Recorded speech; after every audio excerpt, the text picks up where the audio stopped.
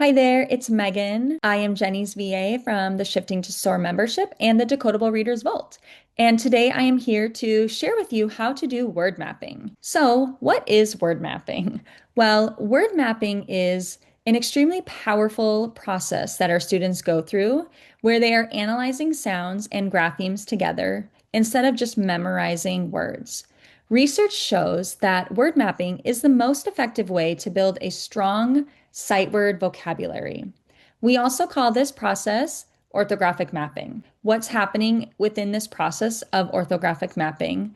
Students are permanently storing the words in their brain by connecting sounds to letters. Remember when you're at your main screen for the Decodable Readers Vault, you can go ahead and click at any of these at any time to kind of get wherever you need to go. For this purpose, I am just in the first grade 𝐜𝐴 lesson, specifically lesson 77, and I am going to share with you how to do word mapping for the story called The Park, which works on our controlled AR. So again, down here, I can download my materials and I am going to download the PDF file.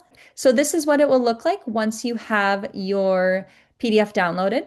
The word mapping book is one thing you can do with your students.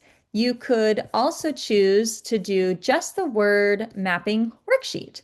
And I'll kind of explain the differences real quick. So the word mapping worksheet is simple. It's just all 6 words right there on one page, whereas the word mapping book does have a little bit more space. So if you want your students to maybe use manipulatives or counters to help them tap or map the words instead of just a pencil, you could do that. And it does still practice the exact same words, but instead of having just 6 words, there's 8 words for this particular book.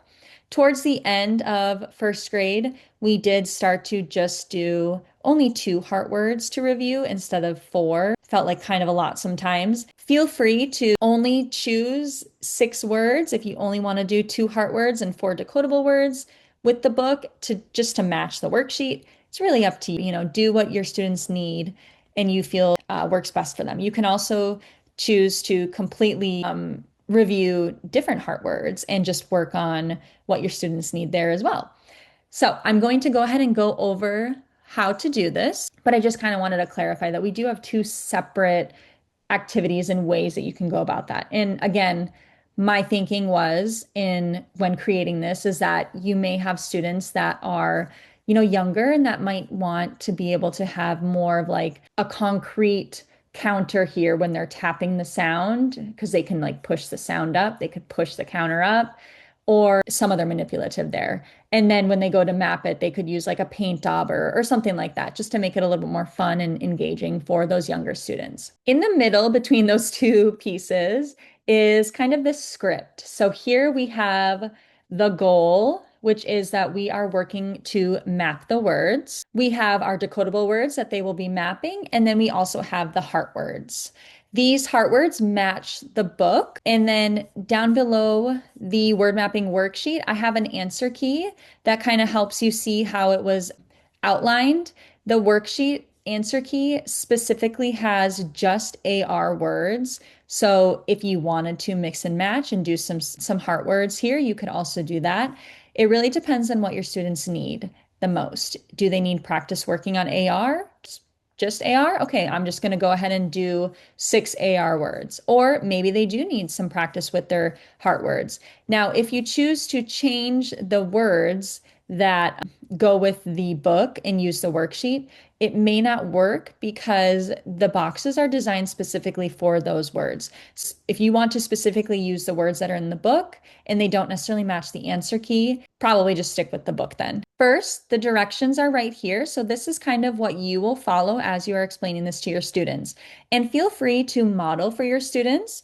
Feel free to do it with your students so that they kind of understand the process. Once they do this a few times, I'm on lesson 77. So of course it may look a little bit more advanced, but when they're in those beginning lessons, it's going to be very simple for, you to understand kind of where the sounds go within the boxes and things like that.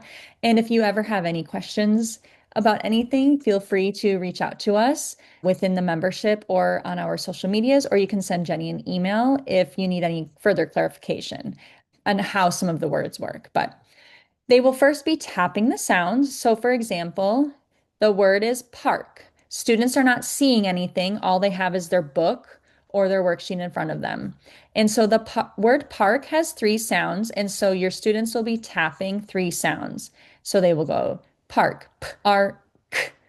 So each time they say a sound, they're tapping in a circle. Then they map it. And mapping it is simply just taking those sounds again.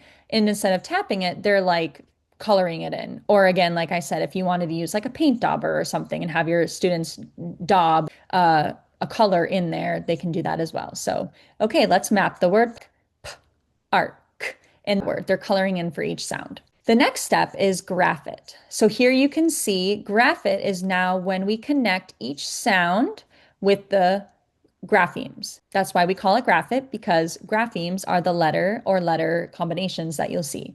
So for the first sound, we have the letter P, P, R.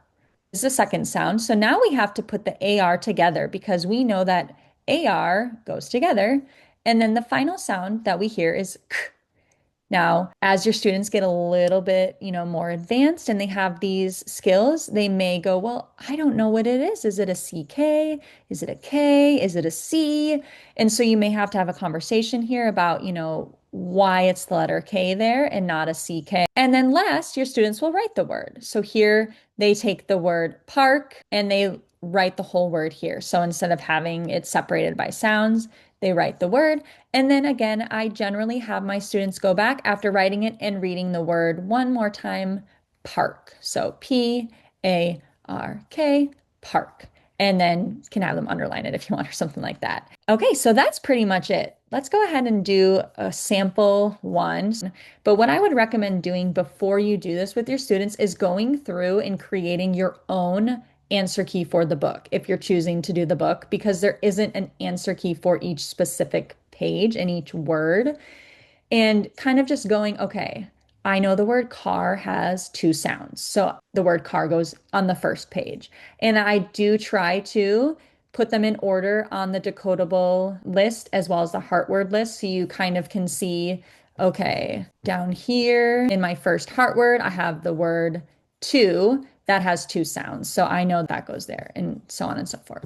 Okay, so let me just go ahead and do the word car. So the first word that I want you to map is called the word car. Let's tap it together. So maybe you have your students stamping car. Now let's map the word car.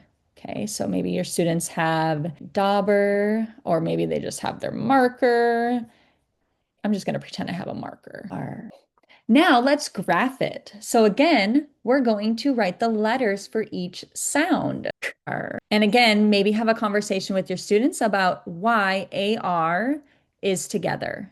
It's going to be a common conversation that you may have throughout the whole unit because our controlled vowels control the vowel that they're with. And the last thing I want you to do, friends, is I want you to write the word R. Now read the word to yourself. Car. Okay, so that is kind of how I would go through the script. Let's go ahead and do a heart word. Let's do the word look. So for the word look, I need to find the heart word section. And up here, you can see the heart words are here. Here is the page for the word look, or a page. Okay, friends, I want you to tap the sounds that you hear in the word look. Ooh, Good job. Now I want you to map the sounds in the word look. L, k, look. The next step, I want you to graph the sounds. L, k.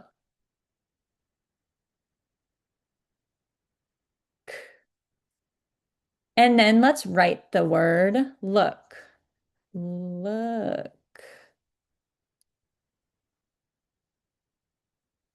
Now read the word look. All right, and that's it.